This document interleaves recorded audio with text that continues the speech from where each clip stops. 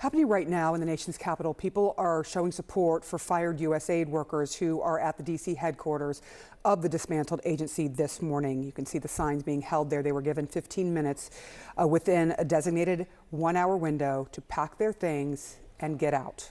This is happening hours after the Supreme Court gave the Trump administration a temporary victory and granted an emergency request to pause $2 billion in court-ordered payments to foreign aid contractors. CNN's Arlette Saenz is live in Washington, D.C., outside of USAID headquarters.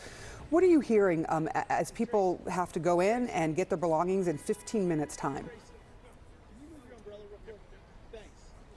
Well, Sarah, it's really been an emotional moment for many of the staffers who are coming here today to collect their belongings at USAID. We have seen several federal workers who were either fired or placed on administrative leave coming to collect their belongings. As you mentioned, they have about a 15-minute window to pick up any items from their office that they want to take home with them. And we are outside of the headquarters right now, where, as you can see behind me, dozens of people have assembled to try to offer their support for those USAID workers who are now leaving their jobs. I spoke a few minutes ago with a young woman named Julianne Alphin. She was participating in the Presidential Management Fellows here at USAID, which President Trump terminated just a few days ago. Here is how she described her experience throughout this process and as she came here to pick up her belongings today. It's been horrible. There's been little to no communication with us. We're being treated terribly. I'm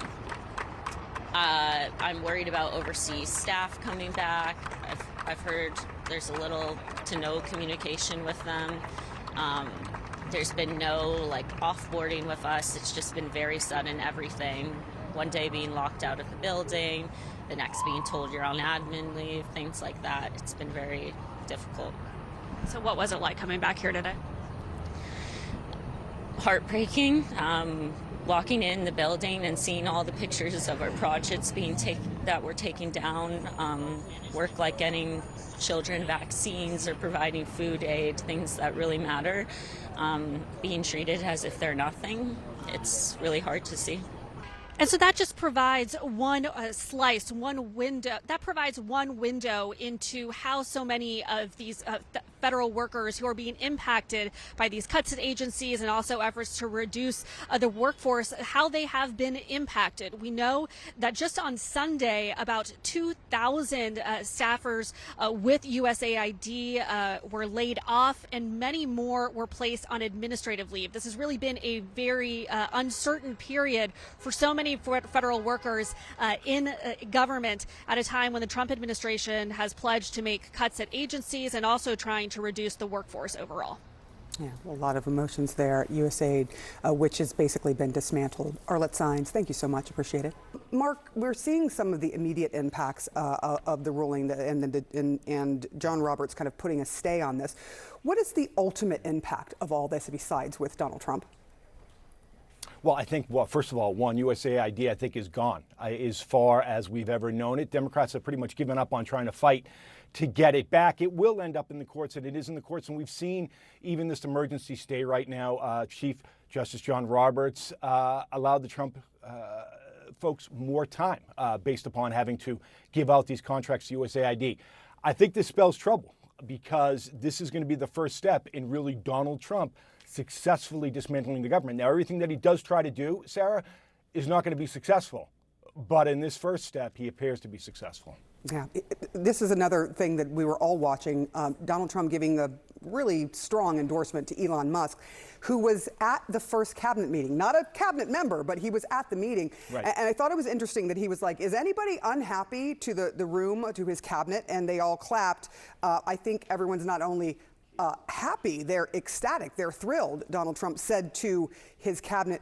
What do you make of all of this?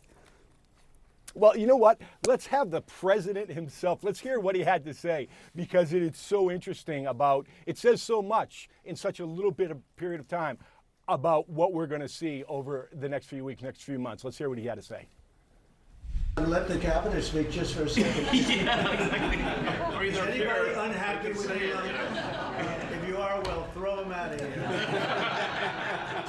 Is anybody unhappy?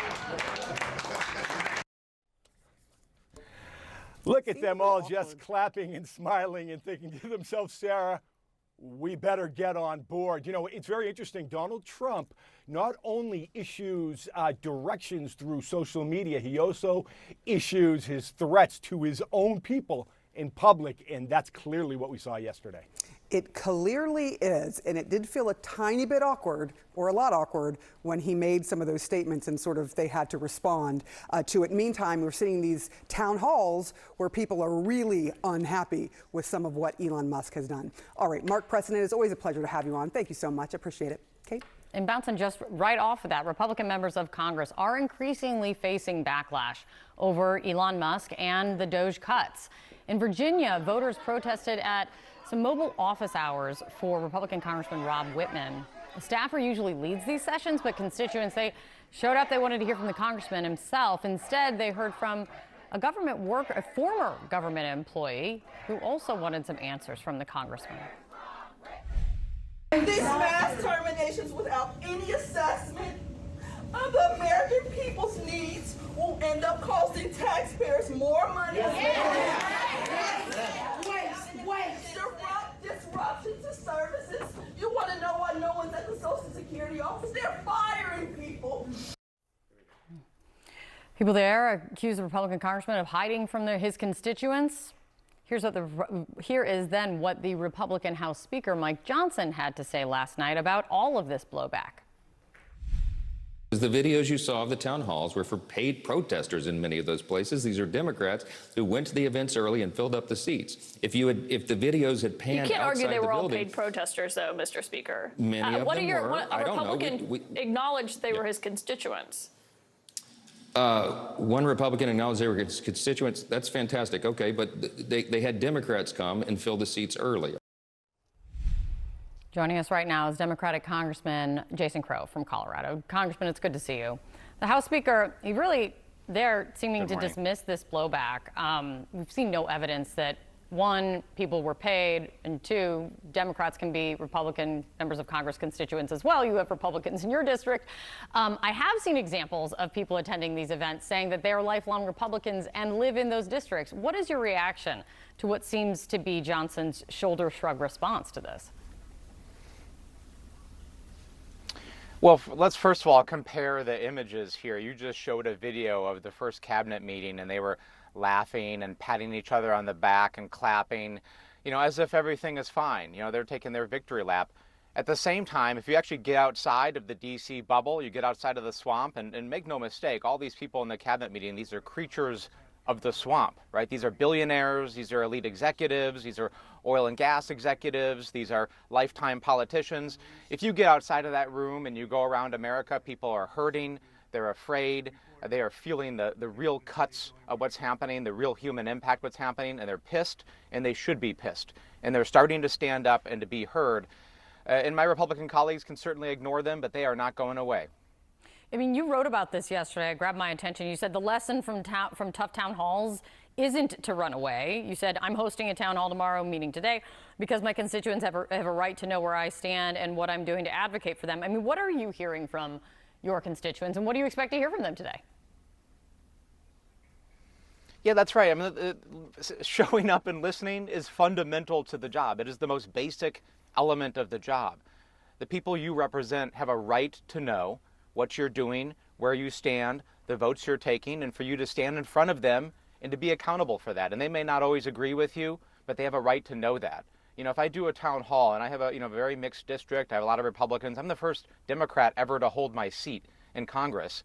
But, I'll show up and I'll have Republicans that say, you know what, I don't necessarily always agree with you, but at least I know where you stand and I don't think you're lying to me and you're being transparent. I'll take that. Right? Because that's the start of a conversation, and we can actually develop trust and go somewhere with that. So obviously we need more than that. If the Republicans are going to shut that out and refuse to listen, there will be consequences to that, sooner probably rather than later. They need to show up and need to hear the pain and suffering that their policies are going to inflict on their constituents.